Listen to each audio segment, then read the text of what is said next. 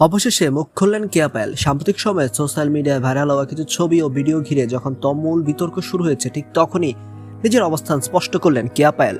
অনেকে অভিযোগ করেছেন এই ধরনের কন্টেন্ট পরিবারের সাথে বসে দেখার মতো নয়। বিশেষ করে 10 শুক্র নাটকের কিছু দৃশ্য নিয়ে উঠেছে নানা প্রশ্ন। কেউ বলছেন এগুলো অতিরিক্ত, আবার কেউ বলছেন এগুলো একেবারেই অনুচিত। তবে এসব সমালোচনার মাঝেই কেয়া পায়েল জানালেন, সবকিছু যেভাবে সোশ্যাল মিডিয়ায় ছড়িয়ে পড়েছে বাস্তবতা ঠিক তেমন নয়, অনেক কিছুই ভুলভাবে উপস্থাপন করা হয়েছে বলেও তিনি ইঙ্গিত দিয়েছেন। তিনি আরো বলেন, একজন অভিনেত্রী হিসেবে বিভিন্ন ধরনের চরিত্র অভিনয় করাই তার কাজ, আর সেই চরিত্রের প্রয়োজনে কিছু দৃশ্য থাকতে পারে, তবে তিনি দর্শকদের অনুভূতিকে সম্মান করেন। এই বক্তব্যে সামনে আসার পর থেকে আবার নতুন করে শুরু হয়েছে আলোচনা। কেউ তার পাশে দাঁড়াচ্ছেন, আবার কেউ আরো করা সমালোচনা করছেন। তাহলে আসল সত্যটা কোথায়? সবকিছু কি ভুলভাবে ছড়ানো, নাকি এখনো অনেক কিছু সামনে আসা বাকি? এই প্রশ্নগুলোর উত্তর পেতে হলে হয়তো আমাদের কিছুটা সময় অপেক্ষা করতে হবে।